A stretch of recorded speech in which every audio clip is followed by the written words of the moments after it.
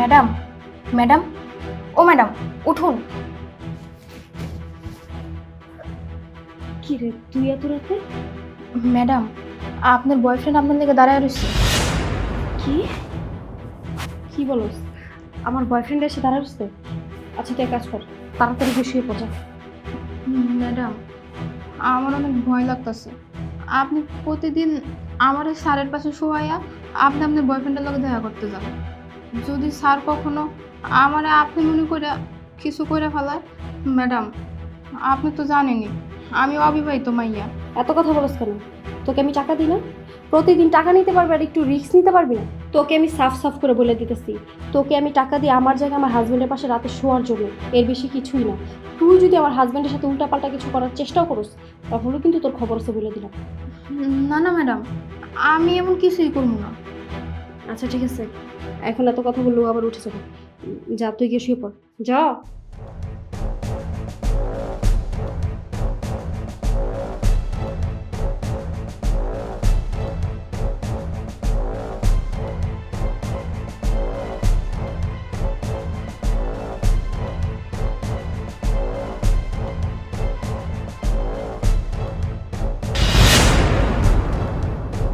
না না, এদিকে এসো। কি হলো? এদিকে এসো।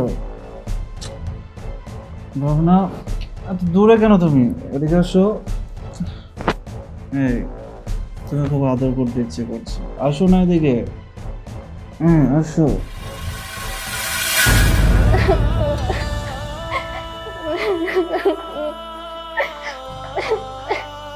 কি রে, কি হয়েছে? কাঁদছিস কেন? ম্যাডাম, আমার সর্বনাশ হয়ে গেল ম্যাডাম, আমার আর কিছুই বাকি রইল না। সর্বনাশ হয়ে গেছে মানে? কি হয়েছে তোর? ম্যাডাম, আমি এতদিন যেই ভয়টা পাইছি ওটাই হয়ে গেল। তোর কথা আমি কিছুই বুঝতে পারছি না। কি হয়ে গেছে? কি সর্বনাশ হয়ে গেছে তোর? কি হয়েছে বলবি তো? ম্যাডাম, আপনি তখন আমার স্যারের পাশে শুয়ে রেখে গেছেন। স্যার আমার আপনি মনে কইরা আমার সর্বনাশ করে ফেলছে ম্যাডাম। কি? এই, তোকে আমি বলছিলাম না আমার হাজবেন্ডের থেকে দূরে থাকবি? ম্যাডাম, বিশ্বাস করেন আমি ইচ্ছা করে কিচ্ছু করি নাই। স্যারে বারবার আপনার কথা কইতাছিল, আমি তো কিছু কইতেও পারতেছিলাম না। আমি যদি কিছু কই আর স্যার যদি ঘুম থেকে উঠা দেখে স্যারের পাশে আমি শুয়ে রইছি, তাইলে তো স্যার সব যাই না যাইব। আপনার বাঁচাইতে যায় ম্যাডাম, আমি আমার ইজ্জত হারাইলাম। আচ্ছা আচ্ছা ঠিক আছে, যা হবার তা হয়ে গেছে, কান্নাকাটি করিস না। তোকে আমি আজকে থেকে টাকা বাড়াই দিব। ম্যাডাম, টাকা বাড়াই দিলে আর কি হইব? টাকা দিয়া তো আর আমার ইজ্জত ফিরা পাবো না আমি। আমার যা সর্বনাশ হওয়ার তা তো হয়েই গেছে। চুপ কর না। একটা সিম্পল বিষয় নিয়ে এত বাড়াবাড়ি করার কি আছে? তোদের ছোট লোকদের না এই সমস্যা, 19 থেকে 20 হলে কান্নাকাটি করিস আর ছোট একটা বিষয়কে বড় করে ফেলিস। এখন তোর নেকা কান্না বন্ধ করে গিয়ে কাজ কর। আর শোন, তোর স্যার যেন এসব বিষয়ে কিছু জানতে না পারে, তাহলে কিন্তু তোর খবর আছে। আর তুই চিন্তা করিস না, আজকে থেকে তোকে আমি টাকা বাড়াইয়ে দিব।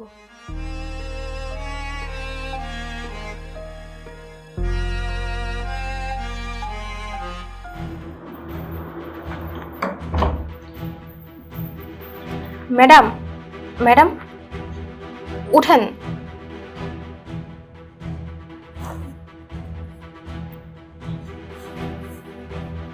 ওর বয়ফ্রেন্ড চলে এসছে? হ ম্যাডাম। শুয়ে পড়।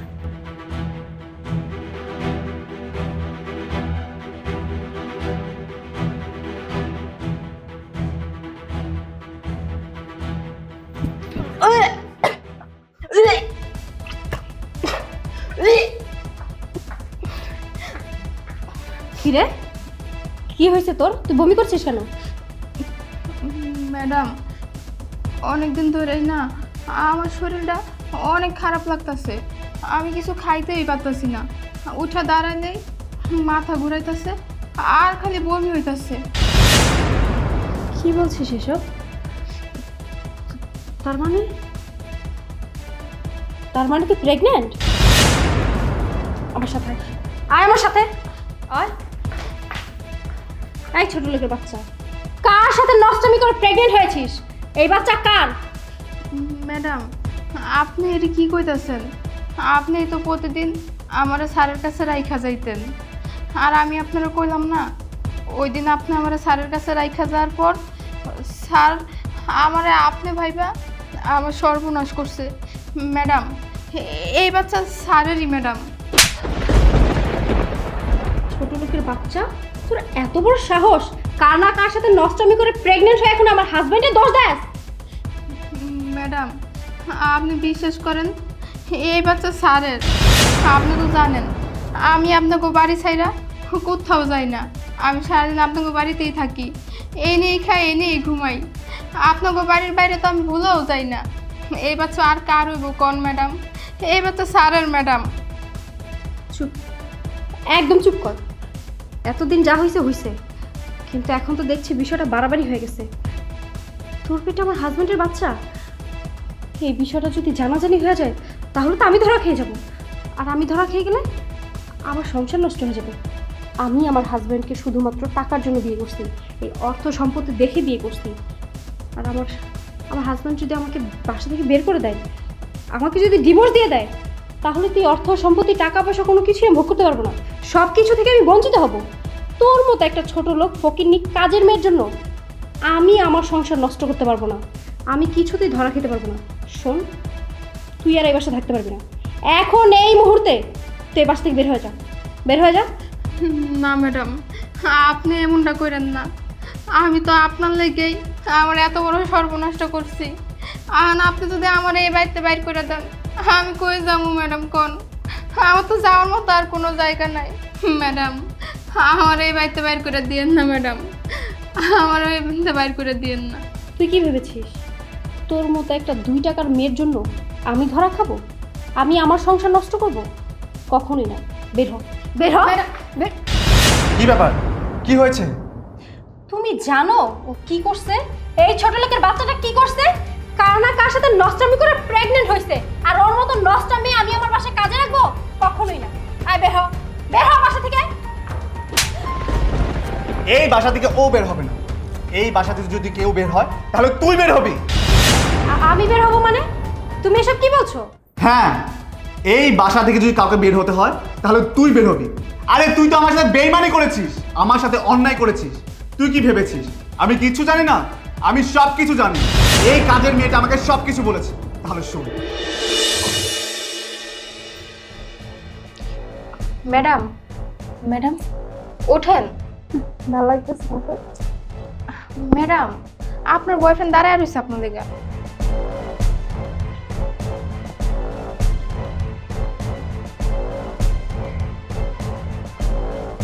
কি বলিস? ও এসে দাঁড়াইছে? হ, আমার পাঠাইলো তাড়াতাড়ি আপনারা ডাকার লেগে। তুই শুয়ে পড়। শুয়ে পড়, যাও।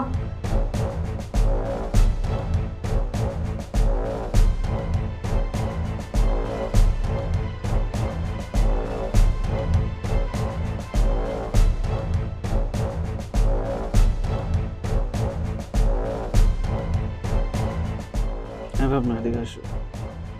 ভাবনা, এদিকে আসো না, দূরে কেন তুমি? স্যার, ছাড়েন। আরে বৃষ্টি, তুই তুই আমার বেডরুমে আমার বেডে কি করছিস? ভাবনা কোথায়? এই কি মানে করছিস? ভাবনা কই বল?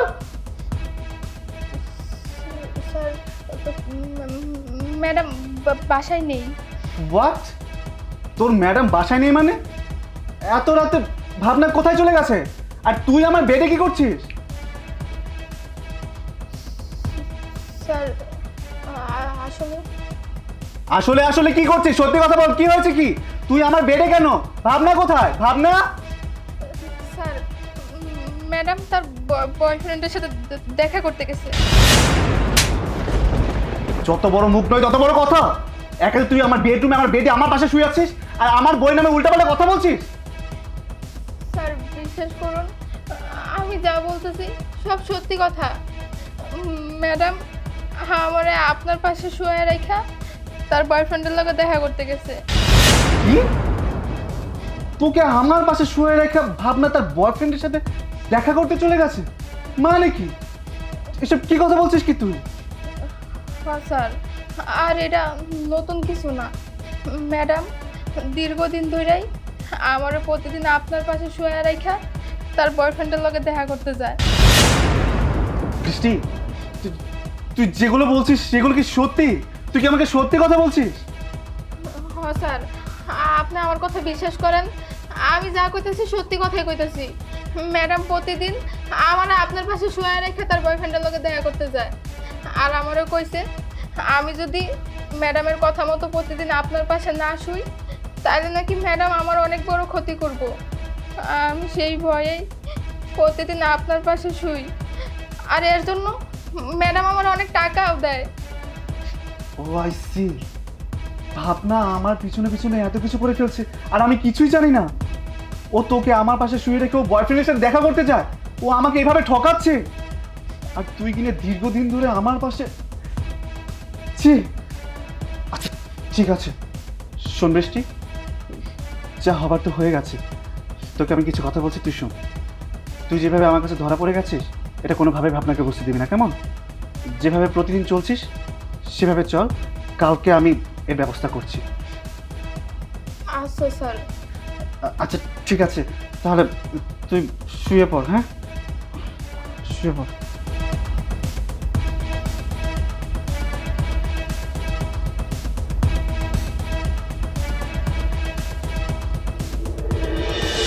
এই, তুই কি নিজেকে খুব চালাক মনে করিস তাই না? তুই ভেবেছিস তোর মতো করে সবকিছু চলবে? আরে তোর মতো করে সবকিছু চলবে না। আমি সবকিছু জানি। আল্লাহ ছাড় দেন কিন্তু ছেড়ে দেন না। তুই দিনের পর দিন তুই আমাকে ঠকাইছিস, আমার সাথে বেইমানি করেছিস। আরে তোর যে আমাকে ভালো লাগে না সেটা তুই আমাকে বলে দিতে পারতিস, আমি তোকে মুক্ত করে দিতাম, তুই তোর মতো করে চলতি। আরে তোকে আমি কম ভালোবেসেছিলাম? তোর জন্য আমি সবকিছু করেছি। আর তুই কি করেছিস? তুই আমাকে রেখে আমার বেডরুমে এই কাজের মেয়েকে শুয়ে রেখে অন্য ছেলের সাথে নষ্টমি করতে গিয়েছিস। ছি, তোর একটাবার বুক কাঁপেনি? একবার মনে হয়নি আমার কথা? আমি যদি এসব জানতে পারি তাহলে তোর কি অবস্থা হবে? আমি তখন সবকিছু জেনে গেছি। তুই কি করে ভাবলি এইসব জানার পরেও তোর মতো মেয়ের সাথে আমি আর সম্পর্ক রাখবো? আমি তোকে এখানে দাঁড়িয়ে বলছি, তুই যেহেতু আমার সাথে বেইমানি করেছিস, তোর মতো মেয়ের সাথে আমি আর কোনো সম্পর্ক রাখবো না। শ্রাবণ, তোকে তো আমি আগেই বলেছি এই মেয়ের চলাফেরা ভালো না। তুই অফিসে যাওয়ার পর সারাক্ষণ ফোনে ছেলেদের সাথে কথা বলতো। আমার কথা তুই বিশ্বাস করিসনি, বিশ্বাস করেছিস তুই এই তোর বউর কথা। এখন দেখেছিস কি হয়েছে? এই মেয়েটা দিনের পর দিন তোকে ঠকিয়েছে। তোর বেডরুমে কাজের মেয়েকে রেখে ও রাতের পর রাত অন্য একটা ছেলের সাথে নষ্টামি করেছে। হ্যাঁ মা, তুমি ঠিকই বলেছিলে। আসলে আমি ভুল ছিলাম, তুমি ঠিক ছিলে। আমি তোমার কথা বিশ্বাস করিনি, তোমার সাথে খারাপ ব্যবহার করেছি। আমি তো বিশ্বাস করেছি ওকে। আমি ভুল মানুষকে বিশ্বাস করেছি, ভুল মানুষকে ভালোবেসেছি, ভুল মানুষের জন্য এত কিছু করেছি। যার জন্য এত কিছু করেছে সে তো আমাকে ভালোবাসেনি, সে ভালোবেসেছে অন্য মানুষকে। রাতের পর রাত আমার সাথে এই কাজের মেয়েকে শুয়ে রেখে অন্য ছেলের সাথে নষ্টামি করেছে, নোংরামি করেছে। আরে ও তো আমাকে ভালোবেসেছে শুধুমাত্র আমার টাকা পয়সার জন্য। ও কোনোদিন আমাকে ভালোবাসেনি। ওর স্বার্থের জন্য এই মেয়েটার জীবন নষ্ট করেছে, আমার জীবন নষ্ট করেছে, আমাদের সুখের সংসারটাকে নষ্ট করে দিয়েছে ও। এর শাস্তি ওকে পেতে হবে। এই তুই শুনে রাখ, তোর মতো বেঈমান দুশ্চরিত্রের নারীর সাথে আমি সংসার করব না। যেহেতু তুই ওর জীবনটা নষ্ট করেছিস, আমি ওর ক্ষতিপূরণ হিসেবে ওকে আমি বইয়ের স্বীকৃতি দেব। কারণ ওর গর্ভে যে বাচ্চা আছে সেই বাচ্চা আমার। আমি ওকে বিয়ে করব আর ডিভোর্স দেব তোকে। তোর সাথে আমি আর সংসার করব না, তোকে আমি ডিভোর্স দিয়ে দেবো। তুমি এসব কি বলছো? তুমি কাজের মেয়েটাকে বিয়ে করবে আর আমাকে ডিভোর্স দিবে? হ্যাঁ, আমি ঠিকই বলছি। এত কিছু জানার পরে আমি তোর মতো লোভী মেয়ের সাথে সংসার করব? তোর মতো দুশ্চরিত্রের মেয়ের সাথে সংসার করব? কখনোই না।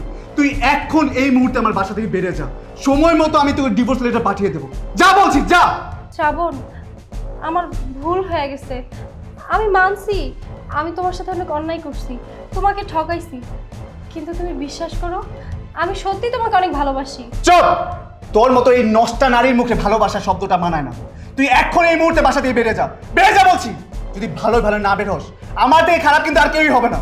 বের হ, বের হ।